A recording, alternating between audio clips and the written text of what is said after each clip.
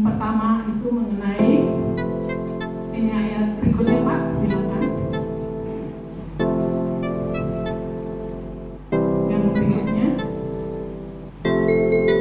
ini ayat 23 kita sudah baca.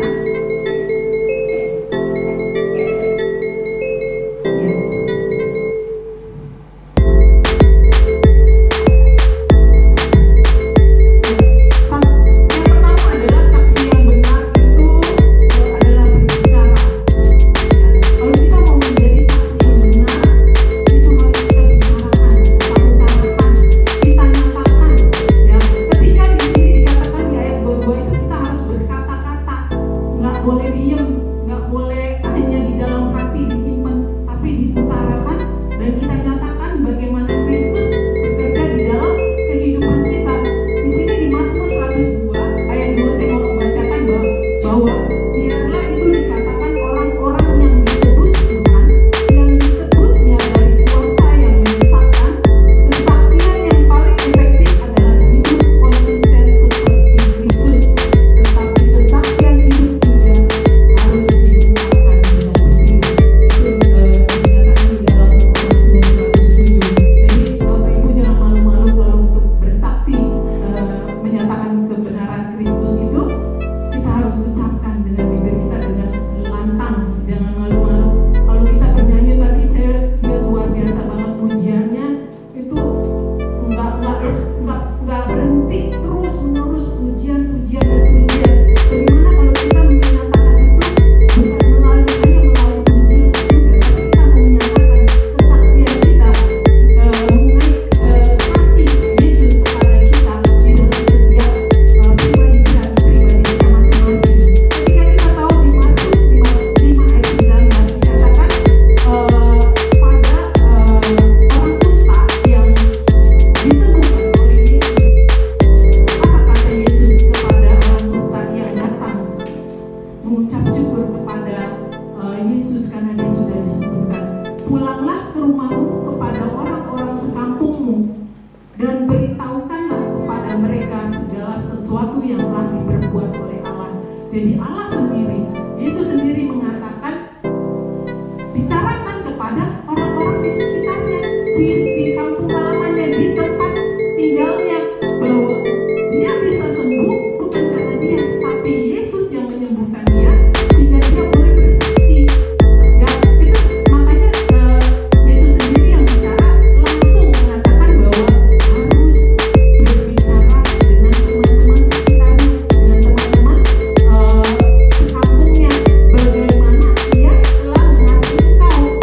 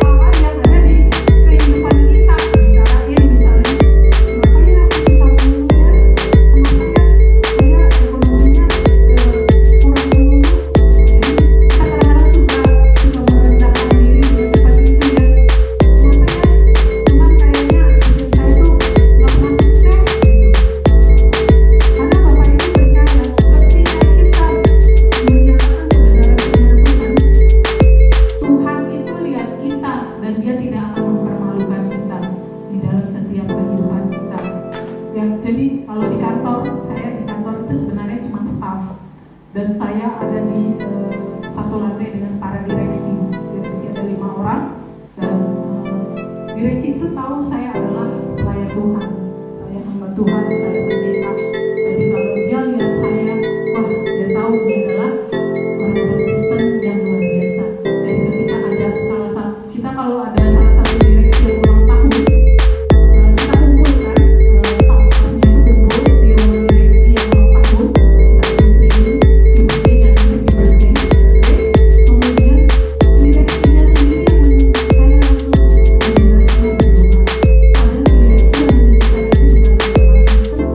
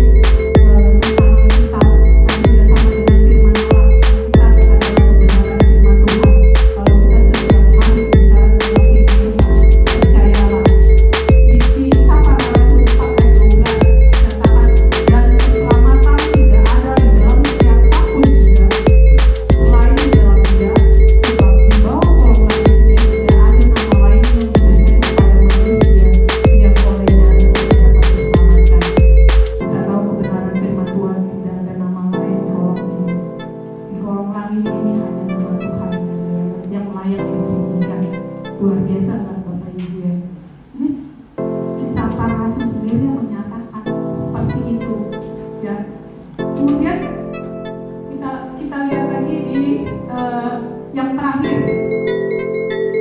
yang keenam adalah saksi yang benar adalah orang yang telah menerima pertolongan Tuhan. Kalau kita udah merasakan pertolongan Tuhan, pasti kita mau saksikan ya. Kalau kita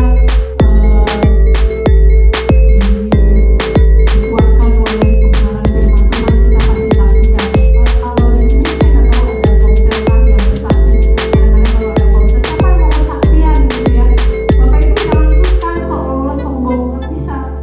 Ketika kita menyatakan saksi itu, berarti kita telah merasakan pertolongan Tuhan. Dan kalau kita ngomong pertolongan Tuhan, masa kita sembunyikan? Masa kita diamin dalam hati kita? Kan kita nyatakan kepada orang-orang di sekitar kita. Ketika kita nggak usah sakit penyakit, tapi ketika Tuhan membuat kita mendapatkan pertolongan, kita saksikan. Jadi kalau kita melihat orang-orang bersaksi itu, kita percaya dia sudah mengalami pertolongan Tuhan. Kalau kita belum mengalami pertolongan Tuhan, kita agak bingung mengasihi kasihnya Allah pada kita. Gue nggak pernah ngalamin pertolongan Tuhan. Gimana deh? Apa kita nggak merasakan? Apa kita kurang peka? Kadang-kadang kita seperti itu. Padahal Tuhan banyak sekali melakukan mukjizatnya bagi hidup kita. Tapi kadang-kadang kita nggak peka. Karena apa? Kita tidak tahu pertolongan Tuhan kayak gimana sih. Kita nggak peka sama pertolongan Tuhan. Makanya kita tidak menyaksikan bagaimana Tuhan menyatakan pertolongannya kepada kita. Kita bodo amat Tuhan mau apa sih? Enggak. Yang penting gue hidupnya begini. Padahal Tuhan itu memberikan terus pertolongannya, tapi kita nggak sadar. Makanya kita tidak menyaksikan kebenaran firman Tuhan. Jadi Bapak Ibu ketika merasakan kebenaran pertolongan Tuhan, langsung nyatakan, Tuhan luar biasa loh. Hari ini aku dapat makanan siang dari teman sekitar saya. Kalau misalnya kita di kantor itu suka ada teman-teman berbagian, Tuhan kasih berkat. Dari situ aja kita merasakan bahwa pertolongan Tuhan itu ada pada kita dikasih berkat. Itu kan pertolongan Tuhan juga kita bisa dapat berkat. Makanan, walaupun makanannya tidak besar yang dibutuhkan kepada kita, tapi dengan berkat makanan kita dapat kekuatan. Kita nggak lapar di jam-jam misalnya ada jam snack kah, ada yang ulang tahun, kita sudah bagi cake sama mereka dan ngobrol. Itu berkat luar biasa. Dan percayalah, ketika kita menjadi saksi-saksi Kristus, kita tahu bahwa Yesus mati